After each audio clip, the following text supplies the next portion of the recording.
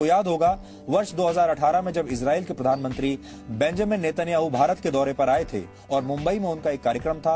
उस कार्यक्रम में आमिर खान, सलमान खान और शाहरुख खान नहीं गए थे। फिल्म इंडस्ट्री में जो मुस्लिम कलाकार आते थे उन्हें अपना नाम बदलना पड़ जाता था और वो मुस्लिम कलाकार हिंदू नाम रखते थे, इस डर की वजह से कि शायद जो हिंदू व्यूअर हैं या जो दर्शक हैं वो उन्हें ज्यादा स्वीकार करेंगे। आमिर खान की बात करेंगे जिन्हें भारत में तो बहुत डर लगता है, लेकिन टर्की जैसे कट्टर इस्लामिक देश में और टर्की जैसे भारत विरोधी देश में उन्हें वहां के हालात बहुत अच्छे लगते हैं।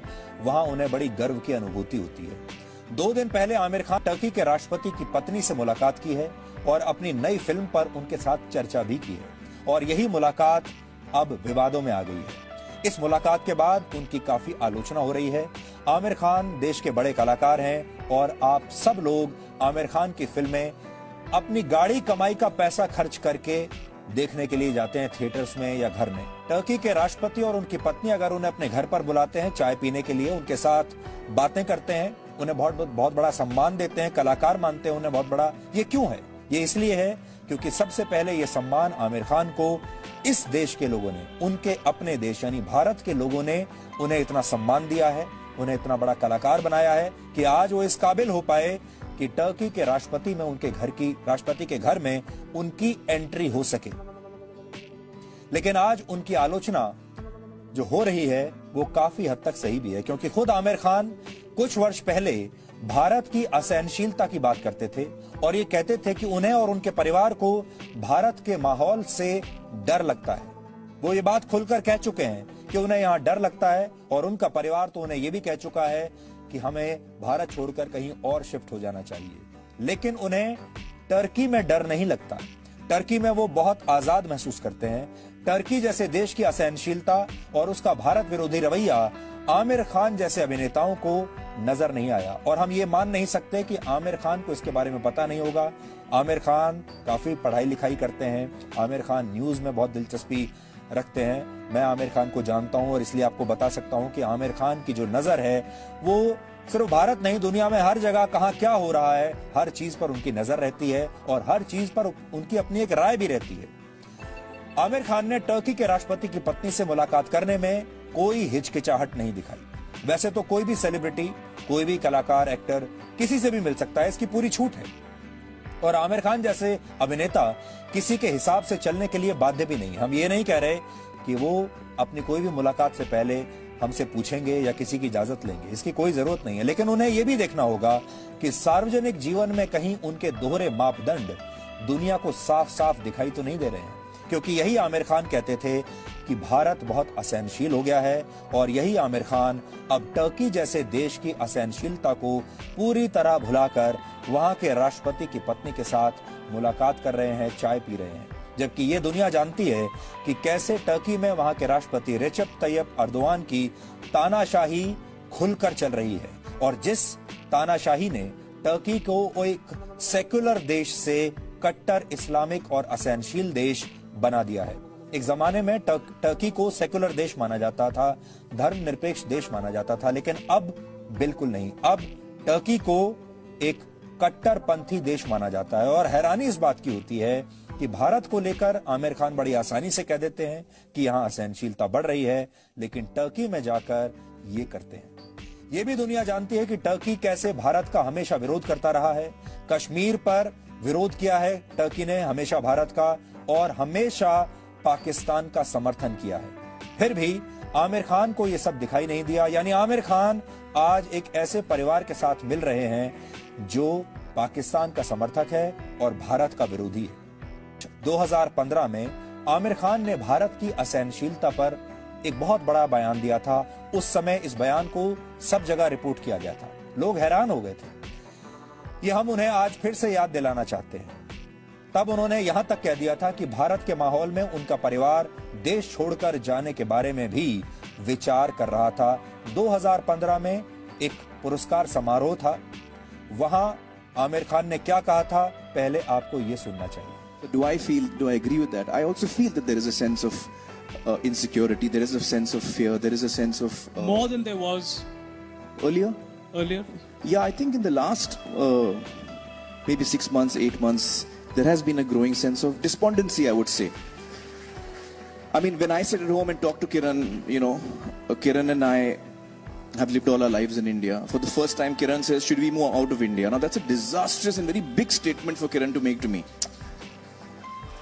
She fears for her child. She fears for, you know, what the atmosphere around us will be. She feels scared to open the newspapers every day. So that does indicate that there is a sense of growing disquiet. It's a sense of growing despondency. Apart from alarm, there's one part of it is alarm. There's another part you feel depressed. You know, you feel low. You feel, you know, why is this happening? So that sense does exist in me, to be quite honest. Yeah.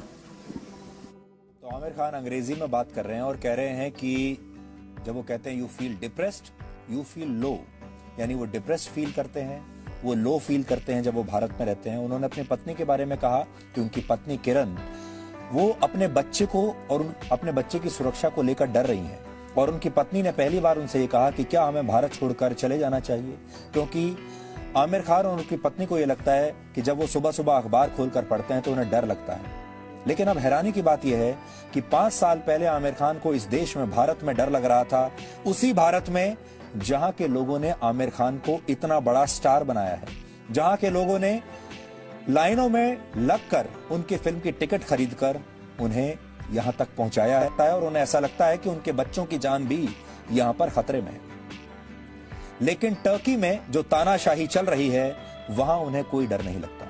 Turkey में जो कट्टरपंथी ताकतें इस समय वहां पर rule कर रही हैं उससे उन्हें कोई आपत्ति नहीं। भारत के असहनशील होने की बात खुलकर कही। मैं भी वहीं बैठा हुआ था क्योंकि थोड़ी देर पहले मुझे ये पुरस्कार मिला था और आमिर खान ये सारी बातें कहते चले जा रहे थे। काफी देर तक मैं चुप रहा और मैं सुनता रहा।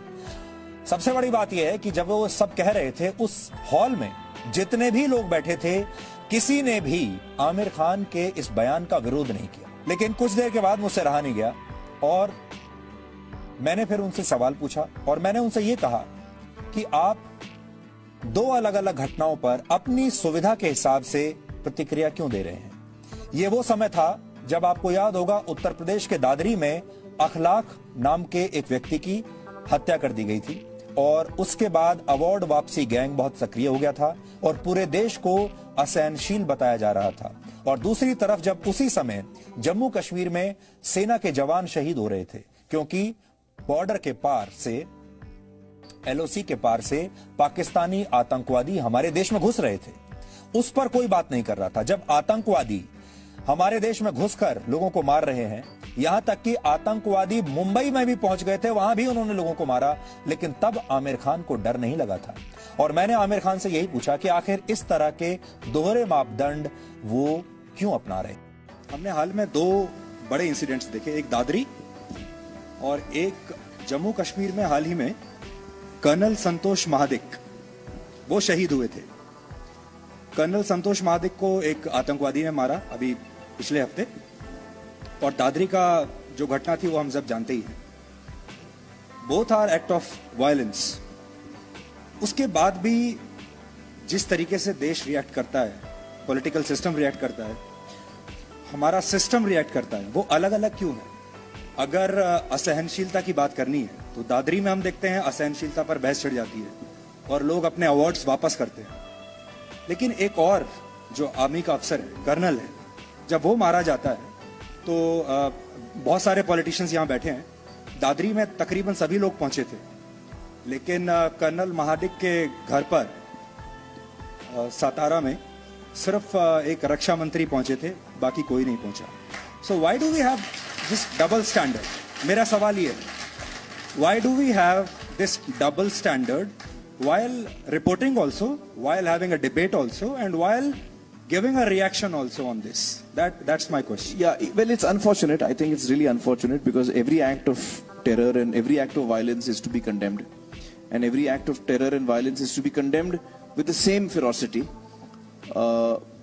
Unfortunately, you know, as human beings, a lot of us do have double standards.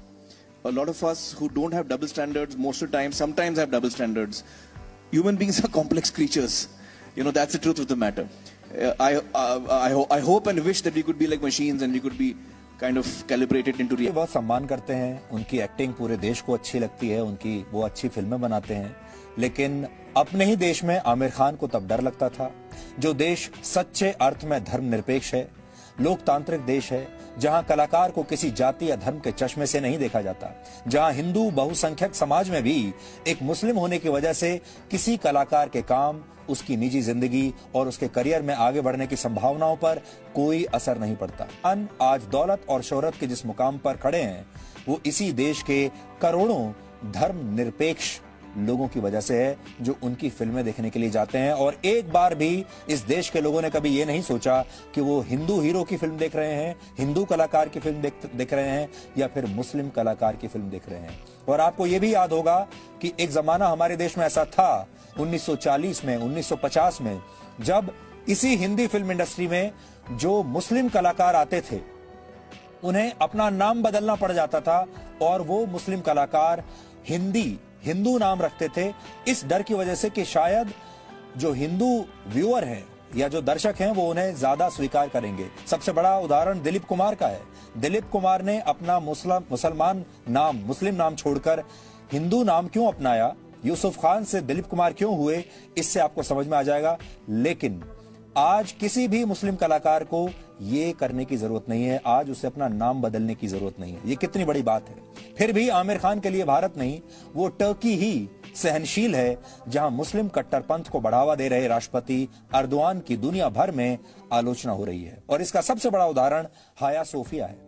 ये टर्की का शहर इस्तांबुल में एक बहुत मशहूर और प्राचीन म्यूजियम था, जिसे अर्दोआन के राज में कुछ हफ्ते पहले ही एक मस्जिद में बदल दिया। लेकिन टर्की जैसे इस्लामिक देश के राष्ट्रपति की पत्नी से मिलने में उन्हें कोई परेशानी नहीं। आपको याद होगा वर्ष 2018 में जब इजराइल के प्रधानमंत्री बेंजामिन नेतन्याहू भारत के दौरे पर आए थे और मुंबई में उनका एक कार्यक्रम था, उस कार्यक्रम में आमिर खान, सलमान खान और शाहरुख खान नहीं गए थे। कोई भी व्यक्ति देश से बड़ा नहीं होता, फिर चाहे वो फिल्मी कलाकार हो या फिर कोई और। दुनिया में ऐसे बहुत देश हैं जहां आमिर खान अपनी फिल्म की शूटिंग कर सकते थे, लेकिन उन्होंने टर्की को चुना, जबकि टर्की का भारत विरोधी चरित्र सब जानते हैं। टर्की उन गिने चुने देशों में है जो अक्सर भारत विरोधी बातें करता है। टर्की हमेशा पाकिस्तान का समर्थन करता रहा है और उसके भारत विरोधी दुष्प्रचार को बढ़ावा देता है।